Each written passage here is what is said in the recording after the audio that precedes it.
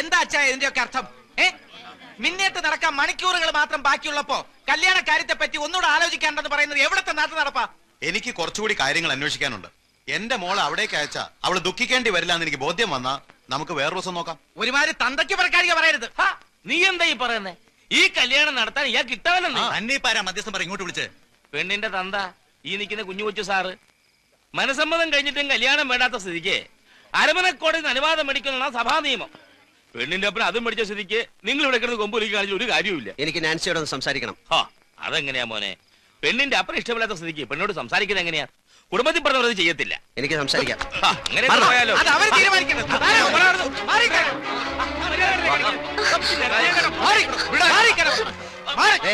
ഇവളെ വിളിച്ചിറക്കി കൊണ്ടുപോകാനാ ഞാൻ വന്നത്. നിനക്ക് സമ്മതമാണെങ്കിൽ നാളെ നിന്റെ കഴുത്ത് ഞാൻ മിന്നു കെട്ടും. വരാൻ തയ്യാറാണോ? തയ്യാറാണോ എന്ന്? അവിടെ നിന്നാണ് എന്റെ നഷ്ടങ്ങൾ ആരംഭിച്ചത്. വർഷങ്ങൾ കഴിഞ്ഞിട്ടും നാൻസിയെ മറക്കാൻ എനിക്ക് കഴിഞ്ഞില്ല. മനസ്സുകൊണ്ട് അവൾ എപ്പോഴും എന്റെ കൂടെ ഉണ്ട്. ഇവിടെ ഈ സിംഗപ്പൂരിൽ. പിന്നീട് സണ്ണിച്ചൻ നാട്ടിൽ പോയിട്ടില്ല? ഇല്ല, വേറൊരു വിവാഹത്തെക്കുറിച്ച് ചിന്തിച്ചിട്ടുമില്ല. നാട്ടിൽ നിന്ന് ഫോൺ ചെയ്യുമ്പം അമ്മച്ചിക്ക് ഒന്നേ അറിയണ്ടൂ എപ്പോഴാണ് എൻ്റെ കല്യാണം എന്ന്. അത് നടന്നു കാണാൻ വേണ്ടി മാത്രം ജീവിച്ചിരിക്കുന്ന പോലെ ഇനി ഫോൺ ചെയ്യുമ്പോൾ ഞാൻ പറയും, കെട്ടാൻ ഞാൻ റെഡി. ഇവിടെ സുന്ദരിയായ ഒരു നസ്രാണി കൊച്ചിനെ ഞാൻ കണ്ടുവച്ചിട്ടുണ്ട്, ദിവസം നിശ്ചയിച്ചോളാം. അപ്പൊ നാൻസി? അവൾ പോയി. കഴിഞ്ഞ വർഷം എനിക്കൊരു വെഡ്ഡിംഗ് കാർഡ് കിട്ടി. വധു നാൻസി, വരൻ എൻ്റെ കുടുംബം തകർത്ത പുല്ലാങ്കുന്നേൽ പാപ്പച്ചൻ്റെ മകൻ പോളച്ചൻ.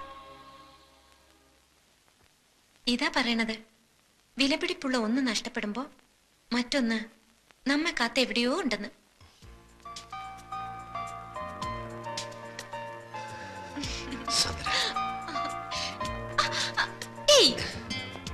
ഇപ്പൊ എന്റെ അപ്പനും അമ്മച്ചും കണ്ടോണ്ട് വരണ ഈ രംഗം. കണ്ടോണ്ട് വന്നാൽ എന്താ? എന്റെ ഈശോ, കമ്പ്യൂട്ടർ സയൻസ് പഠിക്കാൻ ഹോസ്റ്റലിൽ നിർത്തിയിട്ട് പോയ സ്വന്തം മകൾ സുന്ദരനായ ഒരു ചെറുപ്പക്കാരനോടൊത്ത് രാത്രിയിൽ ഇങ്ങനെ ഇങ്ങനെ അല്ലേ?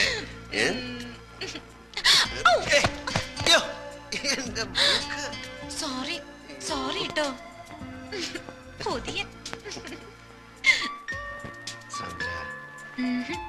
ഇത്രയൊക്കെ ആയ സ്ഥിതിക്ക് ഞാൻ സണ്ണിച്ചാനുള്ളതല്ലേ? അതെ, അതുകൊണ്ടാണല്ലോ. അതൊക്കെ വീട്ടുകാരറിഞ്ഞ് പള്ളി വെച്ച് മിന്നു കെട്ടിട്ട് അതുവരെ എന്റെ പൊന്നു മോന് ക്ഷമിച്ചൂടെ?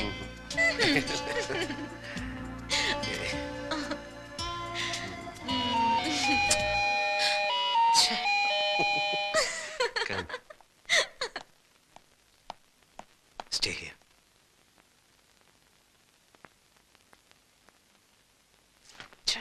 വരാൻ കണ്ട നേരം അച്ചായൻ അച്ചായൻ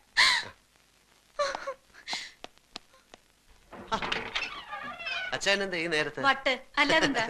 എടാ സണ്ണിക്കുഞ്ഞെ, ഇന്ന് ഞങ്ങളുടെ 15th വെഡിങ് ആനിവേഴ്സറി എന്ന് എനിക്ക് അറിഞ്ഞുകൂടെ? സോറി, ഹാപ്പി സന്തോഷപ്രദമായ നീണ്ട 15 വർഷത്തെ ദാമ്പത്യ ജീവിതത്തിന്റെ ഒരാഘോഷം. ശരി.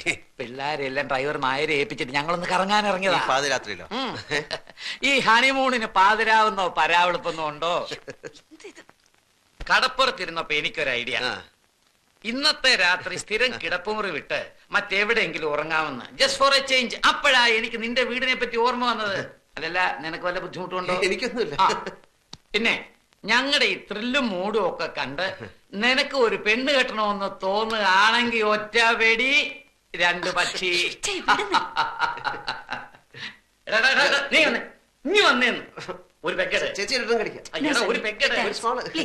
നീ വാ, ഒരു പെഗ്ഗെടുക്കാൻ. അല്ല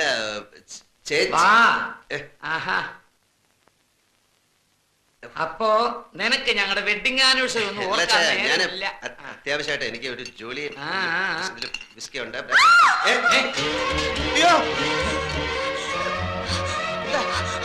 അവിടെ ഒരു പെണ്ണ എവിടെ? ഒരിക്കലും രാത്രിയിൽ എങ്ങനെ പെണ്ണ് വരാൻ?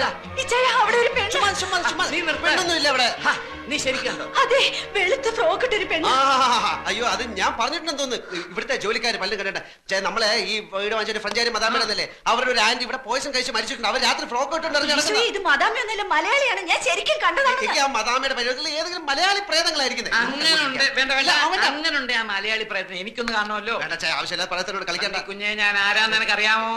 കടമറ്റത്തച്ഛന്റെ ഗോത്രത്തിൽപ്പെട്ടവനാ. ഒരു പ്രയത്നം ഞാൻ പറയുന്നത് വേണ്ട. സണ്ണി കൊണ്ട് പോകണ്ട.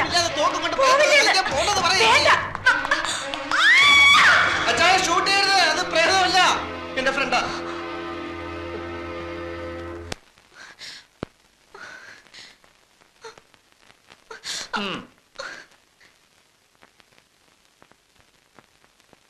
ചേച്ചി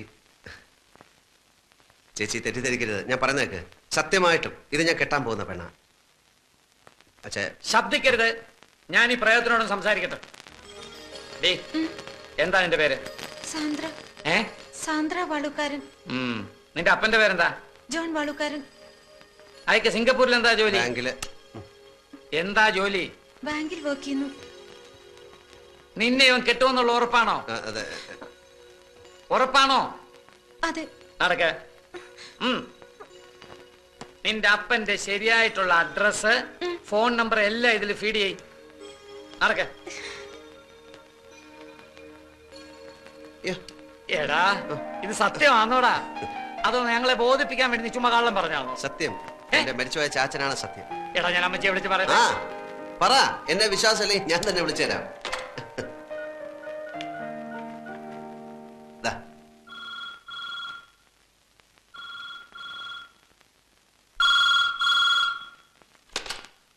ഹലോ. അതെ, കൊടുക്കാം. അമ്മച്ചി, എന്താ സാറേ ഈ രാത്രിയിലെ? സിംഗപ്പൂരിൽ നിന്നാ, കുരുവിള സാർ. ഹലോ. പിന്നെ ഞാനും സണ്ണിച്ചനും ഗീതയും കൂടി ഒരു പെണ്ണ് കാണാൻ പോയി. പെണ്ണ് കണ്ടു, ഇഷ്ടപ്പെട്ടു. പെണ്ണിന്റെ നാടും വീടും ഒക്കെ എവിടെയാ? നാട്ടിൽ എവിടെയാണ് നിന്റെ വീട്? തൃശ്ശൂരാ. പെങ്കൊച്ചിന് ജോലിയുണ്ടോ, പഠിക്കുന്നോ? ഏയ് ഇല്ല, പഠിക്കുക. എന്തോന്നാ പഠിക്കുന്നത്? കമ്പ്യൂട്ടർ സയൻസിന് പഠിക്കുക. അമ്മച്ചിയും പെങ്ങന്മാരും അളിയന്മാരും കൂടെ വികാരിയച്ഛനെ കണ്ടിട്ട് ഒരു ദിവസം അങ്ങ് നിശ്ചയിച്ചോ? ശരി. എടാ പൈലി, സണ്ണിച്ചനും കുരുവിളയും കൂടെ അവിടെ ഒരു പെണ്ണിനെ കണ്ട് എല്ലാം ഉറപ്പിച്ചെന്ന്. അവനത് പറയാൻ നാണായതുകൊണ്ടാന്ന് തോന്നുന്നു കുരുവിളെ കൊണ്ട് വിളിപ്പിച്ചത്. പിന്നെ കുട്ടികളെയൊക്കെ ഒന്ന് വിളിച്ചു പറഞ്ഞാലോ? ഈ പാതിരാത്രിക്കോ അമ്മച്ചി? നേരെ ഒന്ന് വെളുത്തോട്ടെ. എനിക്കിനി കിടന്ന ഉറക്കം വരത്തില്ല. എനിക്കിനി കുറച്ചു ദിവസത്തേക്ക് ഉറക്കമേ വരത്തില്ല. സണ്ണിച്ചന്റെ കല്യാണമല്ലേ.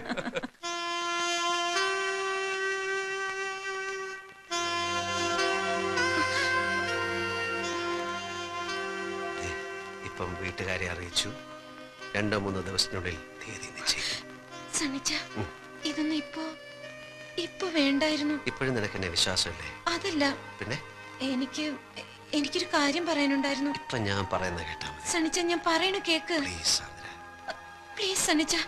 സണ്ണിച്ച, സണ്ണിച്ച, എനിക്ക് സീരിയസ് ആയിട്ടൊരു കാര്യം പറയാനുണ്ടായിരുന്നു. ഇപ്പൊ ഒരു സീരിയസ് കാര്യവും വേണ്ട.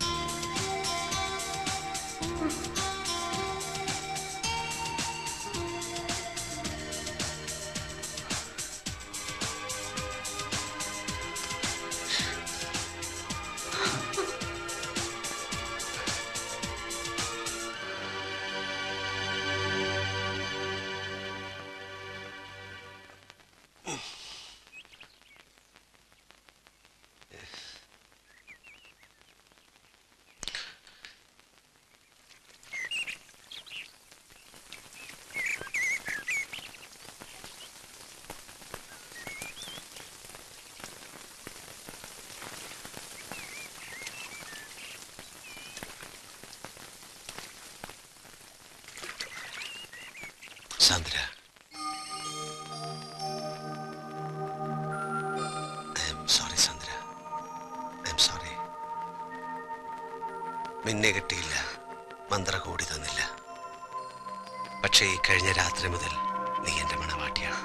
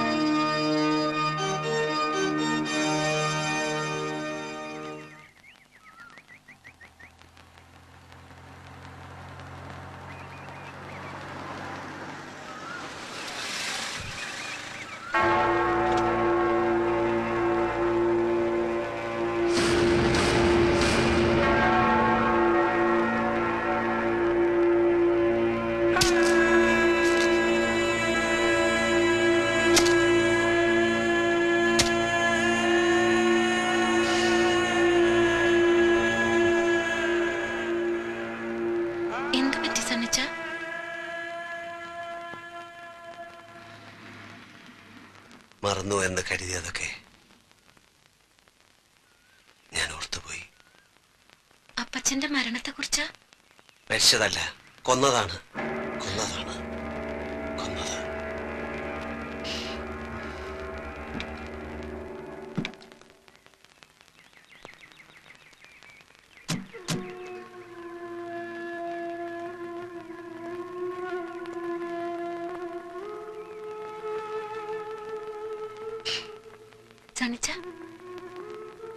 വാക്ക് പറഞ്ഞ് ഉറപ്പിച്ച ദിവസേ പെങ്ങളുടെ കല്യാണം നടത്താൻ വയ്യാണ്ട് വിഷമിച്ച ചാച്ചനെ ഇടവകയിലെ അച്ഛൻ സഹായിക്കാമെന്നേറ്റു.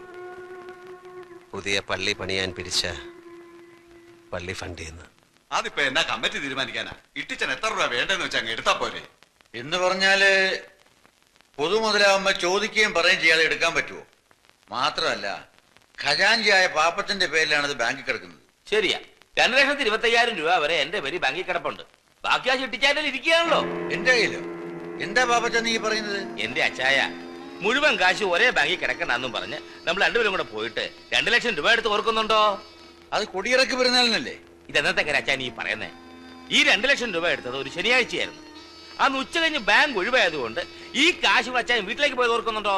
പാപ്പച്ച, ഇത് 1-2 രൂപയുടെ കാര്യമല്ല, രൂപ 2 ലക്ഷമാ. നീ പറയുന്ന കാശും വാങ്ങി പാലാക്കി പോയത് ഓർക്കുന്നില്ലേ? ഓഹോ, അപ്പൊ എന്നെ കളനാക്കിയാണോ? ഇടിച്ചാൻ കാശെടുത്ത് മറിച്ചേക്ക് തുറന്നങ്ങോട്ട് പറ, വെറുതെ മനുഷ്യനെ ആദ്യം കയറ്റാതെ. ഞാൻ കാശെടുത്ത് മറിച്ചെന്നോ?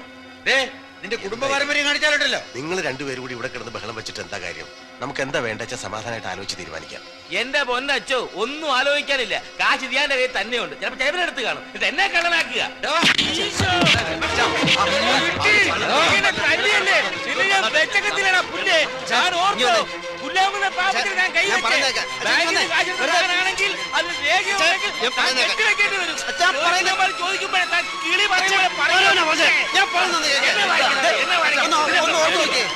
കള്ളം പറയത്തില്ല അച്ഛൻ എന്തോ തെറ്റ് പറ്റിയതാ. ശരിയാണ്, തെറ്റ് പറ്റിയത് എനിക്കാ.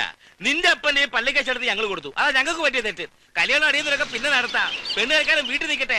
അവളോടും പാടാ കാശുണ്ടാക്കാൻ വല്ല വഴിയും നോക്കാൻ.